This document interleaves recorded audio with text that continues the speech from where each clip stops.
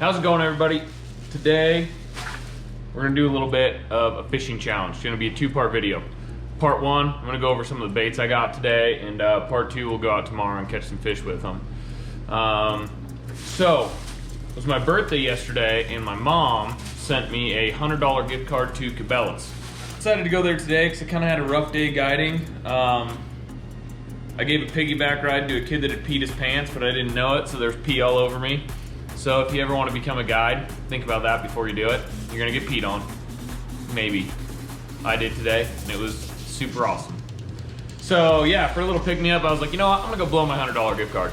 And I signed up for a tournament with Kayak Fishing Utah. I signed up for their circuit, became a member. I'm gonna be fishing the kayak series out here in Utah. And the first tournament I'm signed up for is actually an MLF style tournament, which if you're not familiar with MLF, it's Major League Fishing, one of the pro circuits, and basically what they do is virtually every fish over a minimum size counts. It's not just your 5 biggest fish, all of them count, and there it's over, I think, 2 pounds. For this tournament, it's gonna be any bass over 8 inches because we're in Utah and they're small, and it's kayak, so it's by length rather than weight. And it's gonna be an absolute sleigh fest, would be my guess. It's gonna be at Manaway, so I'm gonna have to kind of have my stuff dialed. And I got a bunch of tournaments coming up, so I decided I was gonna blow the gift card on just going out there, getting some confidence baits, and just kind of restockpiling up for the tournament season that's coming up. Now, it's not all just my confidence baits, because my first tournament coming up at the end of May is that MLF. The stuff I got's a little bit on the heavy side on finesse type of stuff, but still, just wanted to kind of show you guys, if I had $100 to spend at Cabelas, this is what I ended up with. So what we're gonna do, I'm gonna go over all the stuff I got in the bag here, bag of goodies. Then tomorrow, my goal is to go out and catch a fish on every one of these lures, which is gonna be kind of tough. So, we'll get started. We're just gonna start grabbing stuff out of the bag, some of the goodies. All right, first thing that comes up, this is gonna be kind of a two-parter, okay?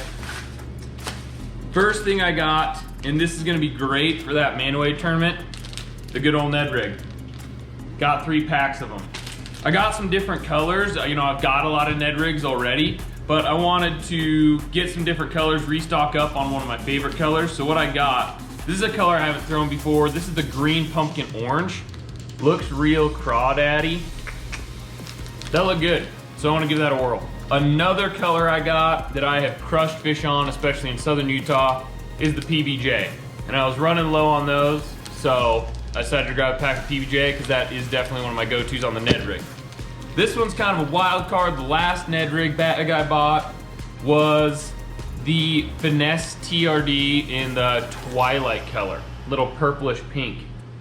I really don't have confidence in it, but I know a lot of people absolutely crush fish on it. Some people swear by it, and you know, I figured what the heck, I might as well give it a try. I got something else that I've never done before, but again, I've heard good things about it, and it's going on one of my confidence baits that I throw a lot, and it's the TRD spins. And these are just little blades that you poke into the end of your Ned rig to give it a little more action, give it some flash, which bass love that. So, you know, I was like, it's a definite something I'm gonna try. Tomorrow I'm gonna for sure do it. So yeah, all you do is you just, you know, that's the end of my Ned rig that's gonna go onto my bait, and then this bad boy just pokes into the other end. Now, you just got a little blade on the end of it. All right, we're gonna go to my next thing. And not all of this is a bait exactly. Some of them are hooks, things like that, but we're gonna kind of go all in depth. The next one, good old Yamamoto Senkos. I mean, do you even bass fish if you don't have a Senko? I mean, they are the deal. I've got a lot of regular green pumpkin. I've got a lot of black already, but I haven't thrown a lot of Senkos with the chartreuse tip, which I know crushes fish. I've watched dudes crush fish on them. So it's a color I don't normally carry. I wanted to give it a whirl. They call this color Loom Chartreuse. I don't know what that means. It's kind of a green pumpkin-y color body with some purple flake, but we got that chartreuse head. We're definitely gonna be catching fish on that tomorrow. I can almost guarantee it. The next thing we're gonna grab, and this one's kind of sweet. This is not actually one of my current confidence baits, but I've always looked at them, I've wanted to buy them, and I'll kind of go into the story as to why. But I got myself some Zoom brush hogs. I know it's crazy that I don't already have these and don't already fish them. But the Zoom brush hog was when I was a kid and I didn't know what I was doing fishing wise. You know, I grew up pretty close to a bass lake, and me and my buddies would all go fish there. There was a good river down by my house that had bass in it. And one day we were out fishing for bluegill and stuff, and we saw some dude catch a giant muskie, and you know, we're probably like 9 or 10, we don't know what we're doing. And he shows us that what he caught him on, we just called it a lizard, right? Because I mean, a brush hog looks like that. And he had Texas rigged it. We didn't know what a Texas rig was, but we saw how he had put it on the hook because he was nice and he showed us.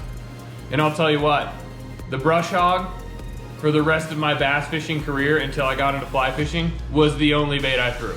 Literally a Texas rig brush hog was it. And then, you know, I kind of, you know, I caught fish on the lake, caught fish on the river with it, but that was, as far as I was concerned, the only bass bait in existence was the lizard, as we called it, Texas rigged. But I kind of gave up bass fishing as a kid when I got into fly fishing. When I was like 12, just kind of got obsessed with fly fishing, didn't touch the bass gear. And then once I got back into the bass stuff, you know, as I was an adult, I for some reason haven't picked this up, which is hilarious because it's my #1 go-to. It was when I was a kid, so we're gonna get back to the brush hog.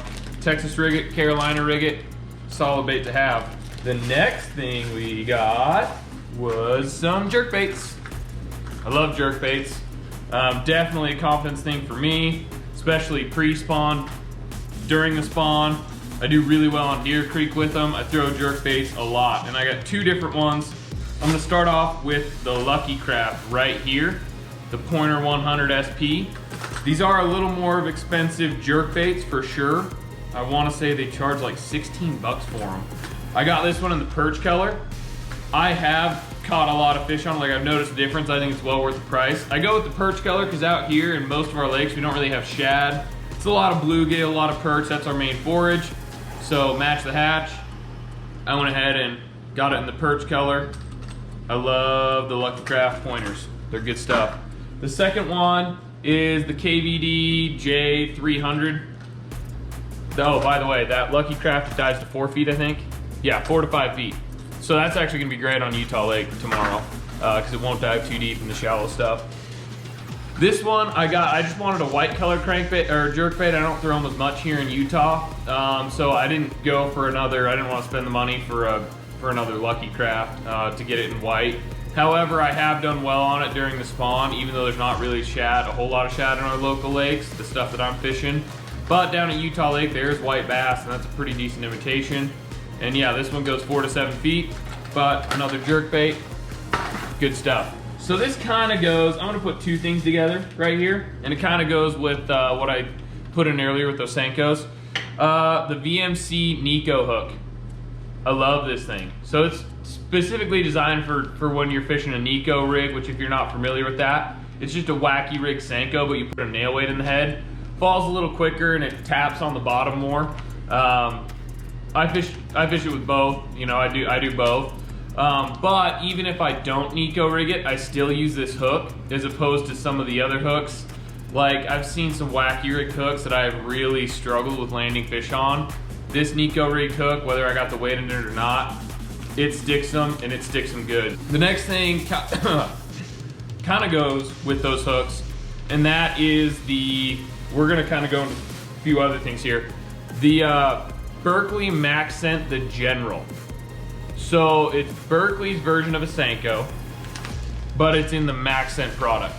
And in the past, I have been kind of like everybody else. I don't like to fish other Senkos other than the Yamamoto Senko because they are denser, they fall faster, they have better action. I've noticed a difference. So usually I'm buying the more expensive Gary Yamamoto Senkos rather than going with the General or the Yum Dinger or whatever. I just have way more confidence in the Senkos.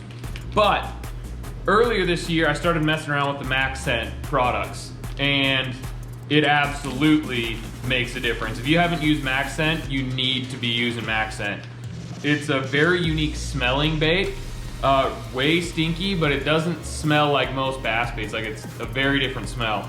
And I have fished it on jig trailers, which you're gonna see that stuff next. And I've noticed the Maxcent makes a difference. So I wanted to get some Senkos with the Maxcent. To kind of continue along that line, we're going with more Maxcent products. This is a Texas rig bait that I fish. This is the Power Bait Maxcent Kingtail Worm. Check out how big this bad boy is. Ah, big ol' juicy worm. Big thing. It's got that lovely Maxcent flavor. Inverted rib, or the backwards ribbing. I have done great on smallmouth with this, largemouth, and I usually just throw it on a Texas rig. And I fish it deep, I fish it shallow. It's just definitely one of my confidence baits. I fish it a lot, even if I'm in dink smallmouth land. They just can't leave it alone. The action of that tail's sweet. Great bait. Now to the last Maxcent product I bought. That is the Maxcent Creature Hog in green pumpkin. This right here has become my go-to jig trailer.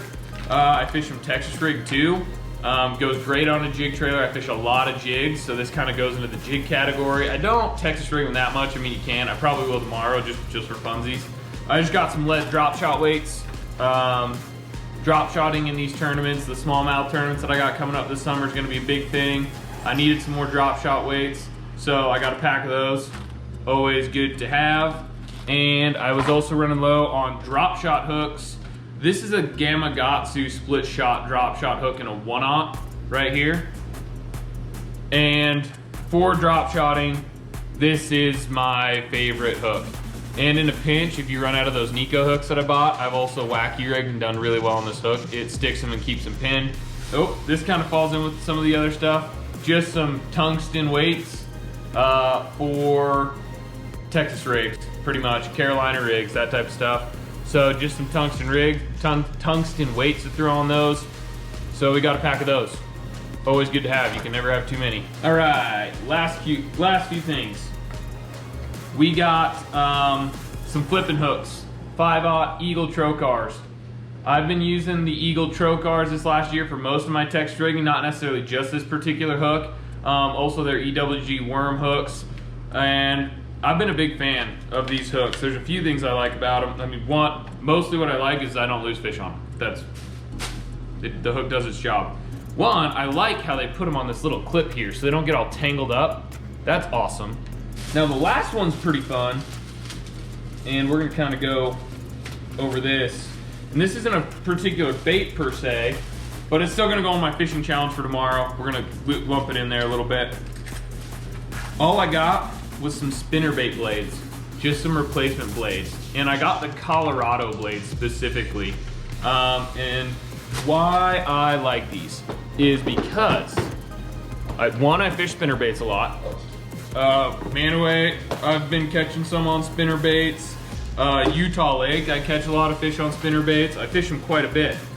One of the main issues I found though, unless I do like a tackle warehouse order, it's been very difficult for me to find in stores spinnerbaits with Colorado blades on them.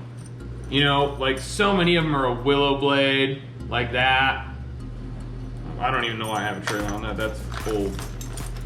Same thing with this guy, you know, willow blade.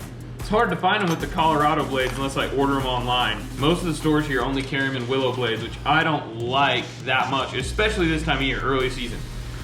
What these blades allow me to do, when you get cold water and dirty water, which where I'm fishing right now is cold and dirty, the flash and the speed that you get from a willow blade isn't really what you're looking for. You really want that in clear water, whereas in cold water, you want it to move slower and have way more vibration and thump, especially in that dirty water.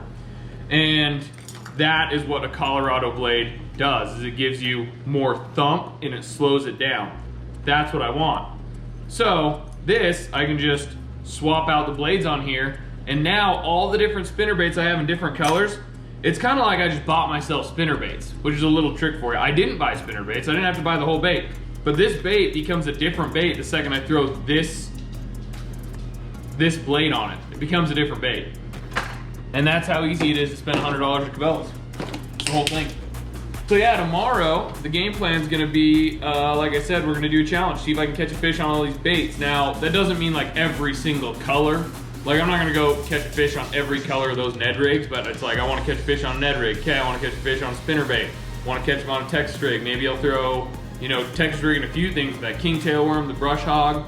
I've decided I'm gonna count white bass and largemouth bass. I'm not gonna count bluegill. But in the area I'm at, there's a lot of white bass and a lot of bluegill, so a lot of these baits are definitely gonna be tagging it left and right. Like the Ned rig's gonna be especially hard, because I'm just gonna get tagged by little stuff, so. I think it's gonna be a little tough of a challenge. We'll see if we can do it though. It's a pretty wide variety of baits. You know, we got jerk baits and spinner baits and Texas rigs and all sorts of stuff. So it's gonna be tough, but we'll see if we can get it done. Should be fun.